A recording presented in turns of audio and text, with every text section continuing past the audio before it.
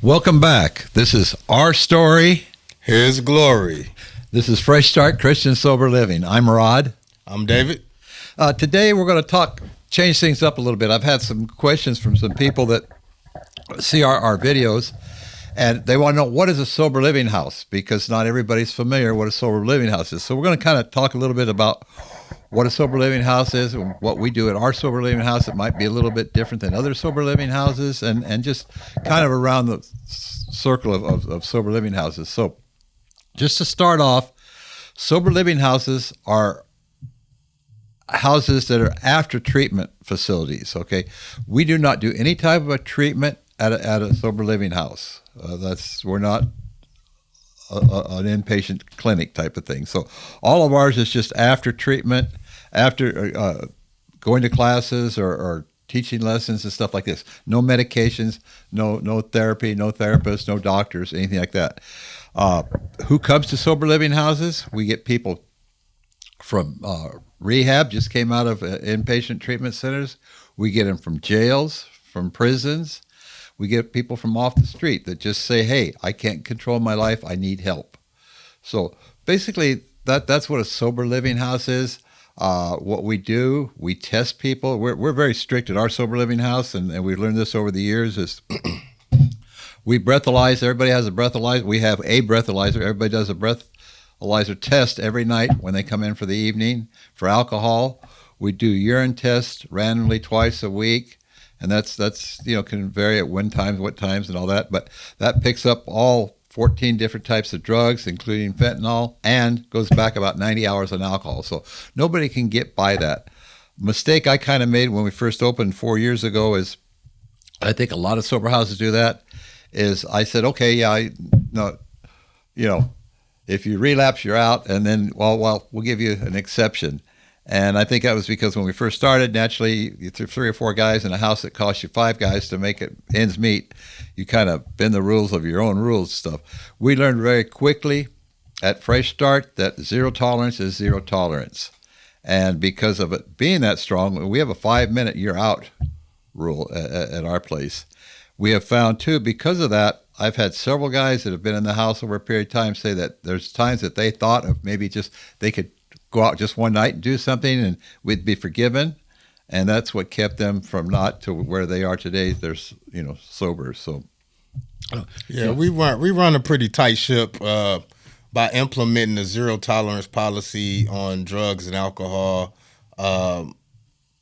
Gives us a pretty good success rate at Fresh Start.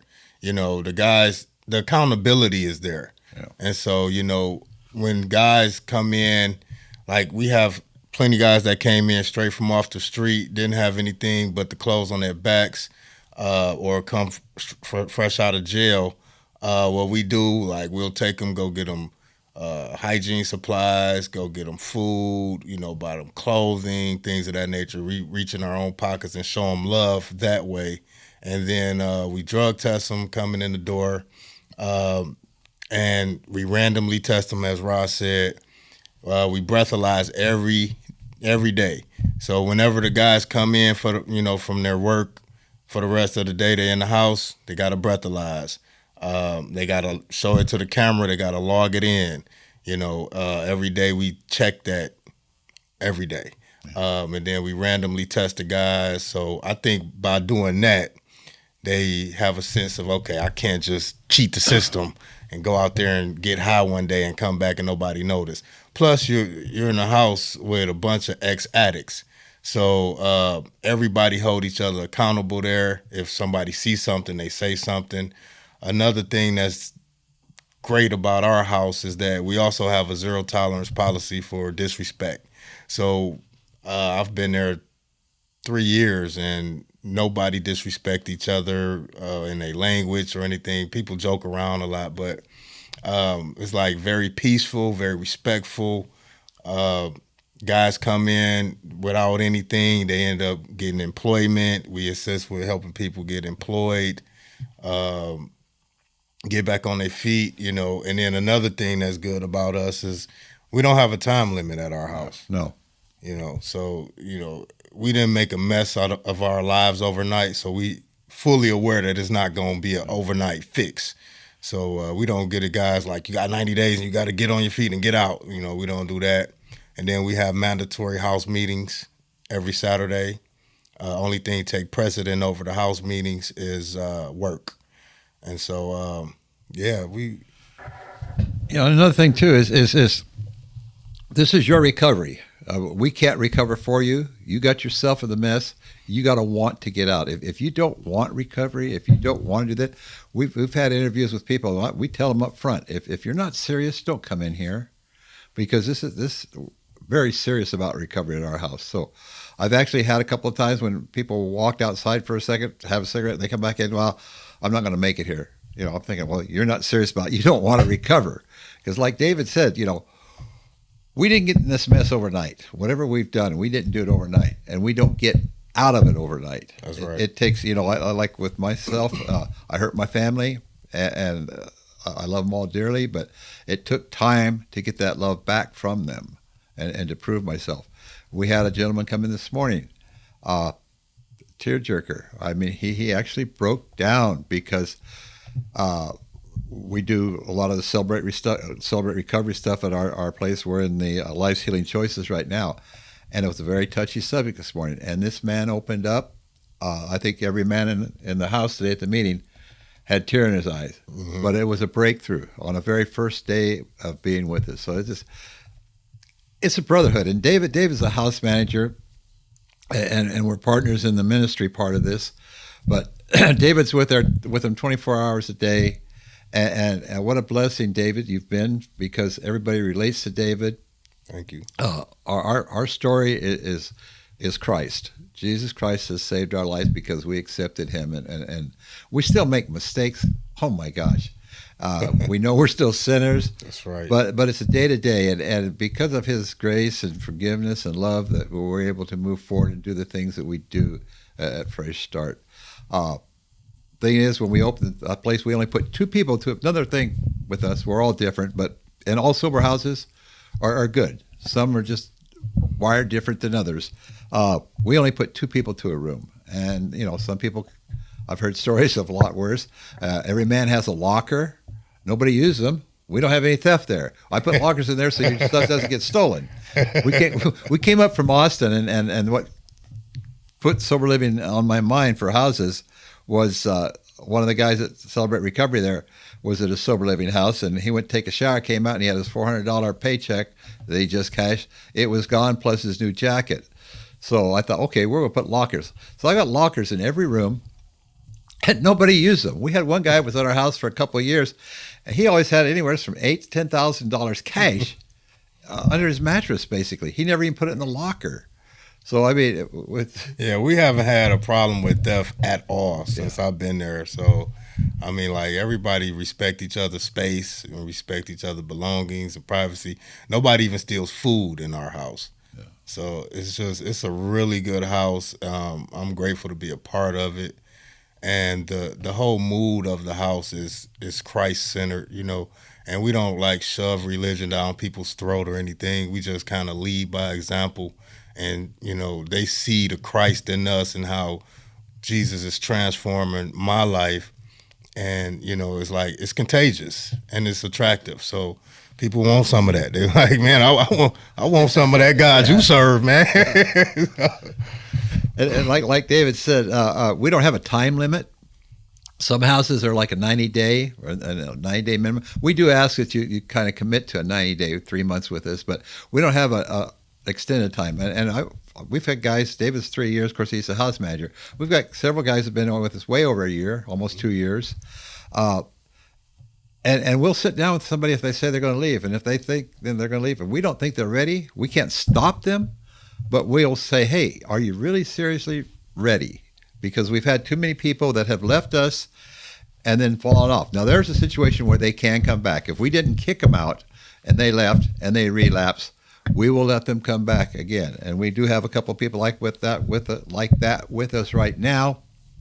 And their lives have really changed. And they're doing extraordinarily well. Yeah. And that's another thing. We don't give up on people, even though they move out. I mean, like, I establish a bond with these guys. They're like brothers to me. So if somebody fall off once they moved out, I don't wash my hands with them. I stay checking up on the guys and try to usher them back into their recovery lifestyle because, people go out there and test the waters and they think that they can handle it on their own and they leave prematurely. Me and Rod would suggest that they don't leave if we see that they're not ready. But like we see people that's ready too and be like, okay, yeah, you ready. And they're doing very well. The guys that have left, like Brian. Oh, I'm sorry. I shouldn't have said the name. Sorry. But my brother. Okay, brother. I should have said his name. I'm sorry. But yeah, we got a lot of guys that have left and they're doing very well. And we knew that they were ready. And, once they established that strong, solid foundation, and another thing that I've noticed, if I see people kind of just lacking and they just going to work, coming home, I try to give them a pull up and be like, hey man, it seems like you really not working on nothing. And a lot of them guys that just do that, they don't implement a program, whether it's AA, NA, CA, Celebrate Recovery, some type of program, then we kind of try to pull them up by the coattail, say, hey man, you need to start, going to meetings and stuff like that. We do require that the guys go to 2 outside meetings per week. So that's helpful as well. Another thing too is everybody has to work at our house. We say minimum 30 hours a week. Idle minds cause problems. So, we have people work. So we have to sometimes turn away people that are on disability or somebody that doesn't want to work or, is going to work from home. We can't do that. It's just not fair to everybody else. One thing I like about the house, everybody has their own cooking. They do their own laundry. They have chores. But there's always somebody cooking up something for everybody. Mm-hmm. Last night we did an intake, and one of the guys is making tacos, and he's putting out on the group chat. Our little chat thing. Hey, anybody hungry? I got tacos. So, that's always doing. One of the guys brings in steaks every once in a while. So it's a good group of guys. It's a brotherhood. Like I say, we're partial because this is our place. And that kind of brings us to why we're kind of telling you about what sober living houses are and stuff.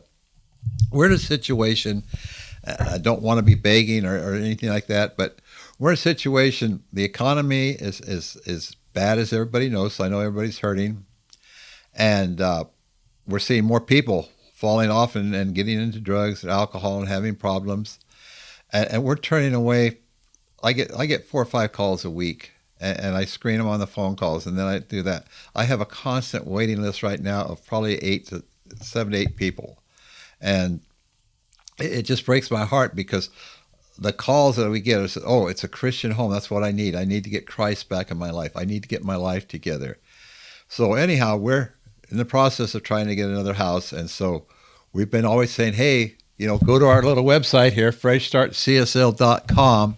for donations. So if you find it in your heart that you'd like to help somebody, our rent for these guys is $900 a month. And like David mentioned, we get them out of jail sometimes with just a shirt in their back or off the streets. We deal with it. We're partners with a nonprofit that helps us, but their funds are tight right now. So we just comes out of our pockets sometimes just to help these people put clothes in their back and toothbrush and a little bit of food. Yeah, some of these guys don't even have identification. They don't have social security cards, so it takes them a while to be able to find employment. And so we still have to, provide their needs, their everyday necessities. So yeah, it's tough. And we can get just about anybody a job if they got any type of ID. There's places that'll hire felons even. So yeah, we can get anybody a job. So that's right. Anyhow. That's kind of what celebrate. What that's a sober house. I've been a ministry leader for Celebrate Recovery so many years. I get the two mixed up sometimes, and when you're old, that's a bad thing because you get yourself in trouble. Anyhow, this is what sober living's about. Fresh Start Christian Sober Living's about. So we just love everybody, and if you find it in your heart, if you can help us, just go to freshstartcsl.com. And you can watch our podcast. Well, we're sending them to you, so I don't have to tell you how to do that. You got anything else you want to? Well, that's it. We love you. Thank you for tuning in. God bless you. Make sure you give him all the glory. Yes. Thank you.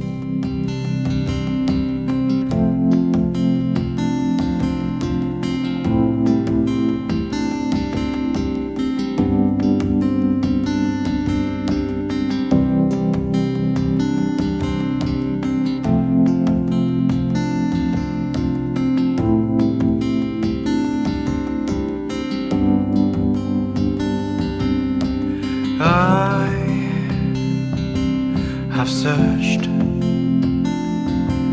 many years on end. There was none that my soul